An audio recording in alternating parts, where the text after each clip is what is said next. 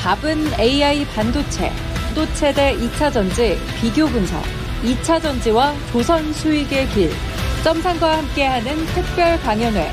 QR코드를 인식해 확인해보세요.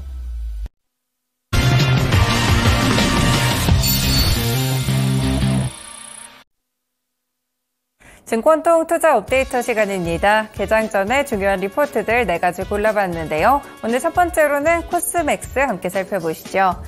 네, 오늘 많은 증권가에서 코스맥스에 대해서 일제히 목표가를 상향 조정했습니다. 그 가운데 이베스트 투자증권 리포트의 평가인데요. 1분기 영업이익은 455억 원으로 전년 대비 230% 정도 증가하면서 컨센서스를 상회했습니다. 일단 전법인이 두 자릿수대 고성장을 하면서 ODM 대장주의 면모를 보여줬는데요. 국내에서는 원가율이 크게 개선됐고 이 중국에서는 전략 영업을 바탕으로 인디 브랜드 고객 비중이 늘어나고 있습니다. 미국에서도 ODM 비중이 80%를 초과하고 있는데요. 7월에 LA 사무소를 기반으로 서부 고객사 영업을 확대해 나갈 것으로 보입니다. 지금 선제적인 노력이 빛을 발하는 시기인데요. 실제로 코스맥스는 비효율 공장을 청산하고 조이트벤처를 설립하기도 했었고 인디나 ODM 같이 품목을 확대하면서 현재 매출과 이익이 동반 성장하는 시기를 겪고 있는데요. 이에 따라서 오늘 목표 주가는 21만 원까지 상향 조정했습니다. 네, 두 번째 종목입니다. JNTC로 NH투자증권 리포트인데요. 1분기 영업이익은 318억 원으로 전년 대비 1325.7%나 급성장하며 어닝 서프라이즈를 기록했습니다. 중국 고객사 출하량이 확대되고 커버글라스 수율이 함께 개선됐기 때문인데요. 2분기에도 실적이 급증할 것으로 보입니다. 고객사로 화웨이를 갖고 있는 종목인데요. 이 화웨이 출하량이 상당히 확대되고 있습니다. 지난해 하반기에 출시가 됐던 메이트 60을 시작으로 퓨라 70 시리즈까지 자국에서 수요가 높아지며 출하량이 함께 늘어나고 있는데요. 3D 커버글라스 수율도 개선되면서 마진 개선까지 이뤄지고 있습니다. 이러한 트렌드 죽지 않고 하반기까지 지속될 것이라고 봤는데요. 그럼에도 불구하고 현재 주가 여전히 매력적인 구간이라고 평가하며 목표 주가는 25,000원까지 상향 조정했습니다. 네, 다음 종목은 한국가스공사로 대신증권 리포트인데요. 1분기의 영업이익이 9,216억 원 어제 나왔는데 전년 대비 56% 정도 상승을 했고요. 컨센서스에 부합하는 실적이었습니다. LNG 가격이 하락하면서 가스 판매도 내려놨고 매출에는 약간 타격이 있었는데요. 하지만 영업이익은 가스 도매 부문의 요금 정산 정상화에 힘입어 개선이 됐습니다. 올해 영업이익도 2조 6,500억 원 정도로 전년 대비 70% 정도 오를 것으로 보이는데요. 하지만 문제가 되고 있는 부분은 바로 미수금입니다. 미수금 규모가 이번에 15조 원 가까이로 관측이 됐는데요. 만약에 도시가스 요금이 산정이 됐을 때 하반기에 미수금 회수용 요금이 반영될 것으로 보입니다. 일단 줄기는 하겠지만 관건은 이 미수금과 관련된 회수 속도가 될 것으로 보이는데요. 도시가스 미수금 축소가 기대되지만 이렇게 속도에 대해서 포인트를 조금 더 두면서 현재 시점에서는 목표 주가 37,000원을 유지했습니다. 네, 마지막 종목입니다. 밀리의 소재로 DS투자증권 리포트인데요. 1분기 영업이익은 29억 원으로 전년 대비 104% 증가하며 양호한 실적을 기록했습니다. 일단 실구독자 수는 지난해보다 8만 명 늘어나면서 86만 명을 기록했고요. 채널별로도 고른 기여도를 보였습니다. 현재 밀리의 서재는 16만 권의 전자책을 보유하고 있는데요. 독서 플랫폼 구독형 서비스 시장에서 점유율이 60%를 상회하고 있습니다. 최근에는 오디오나 도슨트를 선보이면서 접근성을 높여가고 있는데요.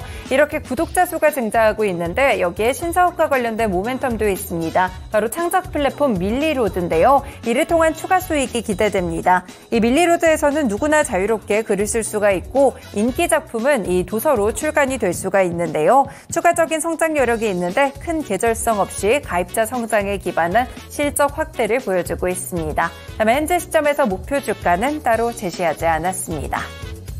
네, 이렇게 개장 전에 중요한 리포트들 4가지 함께 살펴드렸고요. 다음으로는 주요 일정도 보겠습니다. 이은지 캐스터 전해주시죠. 네, 이어서 증시 일정 체크해보도록 하겠습니다. 먼저 국내 일정부터 살펴보도록 할 텐데요. 가장 먼저 첫 번째 일정부터 체크를 해보도록 하겠습니다. 오늘도 역시나 실적 발표하는 기업들이 참 많은 가운데 오늘은 특히나 금융주와 보험주 중에서 다수의 기업들이 실적을 발표합니다. 어제 한국거래소 이사장이 해외 투자자들을 대상으로 기업 밸류업 프로그램을 홍보했다라는 소식이 전해지면서 어제 약한 시장 속에서도 저 PBR 관련된 종목들 강세 모멘텀 보여줬었는데요. 오늘도 실적 발표에서 또 호실적을 기록을 하게 되면서 다시 한번 주가 상승의 트리거가 되어줄 수 있을지 체크해 보시면 좋을 것 같습니다. 다음 일정도 살펴보시죠. 네, 오늘 오전에 국내 4월의 수출입 물가지수가 발표가 됐습니다. 지난달 국제 유가 상승으로 인해서 수출입 물가가 4개월 연속 동반 상승했다라고 보도가 됐는데요. 구체적으로 수입 물가는 국제 유가 상승으로 인해서 가격 정가가 되면서 전월보다 3.9% 상승했다고 하고요. 수출 물가는 원달러 환율의 상승의 영향으로 4.1% 올랐다는 점도 체크하시면 되겠습니다. 다음 일정도 확인해 보시죠. 현지 시간으로는 14일 그리고 한국 시간으로는 5월 15일 내일에 MSCI 반기 리뷰가 발표가 되는데요.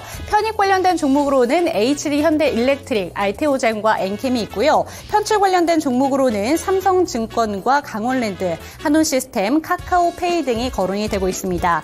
변경되는 분에 대해서는 5월 31일 장마감 이후에 변경될 예정이라는 점도 체크해 보시기 바랍니다. 이번에는 미국 일정 살펴보도록 하겠습니다.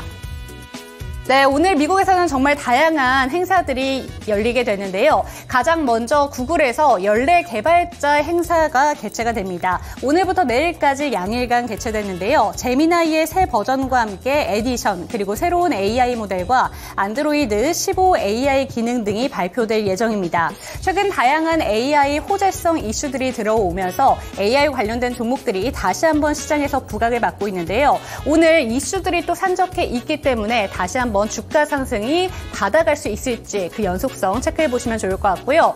마이크로소프트에서도 CEO 서밋이 개최가 됩니다. 한국의 기업들과 AI 서비스 협업 방안 등이 논의될 계획이다라는 점도 밝혔는데요. 삼성전자와 SK하이닉스와는 AI 반도체 개발과 공급과 관련된 방안을 논의할 예정이고요. LG전자와는 AI 가전에 대해서 그리고 SK텔레콤과는 클라우드 분야에 대해서 협업할 뜻을 보도가 되고 있습니다. 실제로 어떤 내용들이 추가적으로 보도가 될지 체크해 보시면 좋을 것 같습니다. 다음 일정도 살펴보시죠.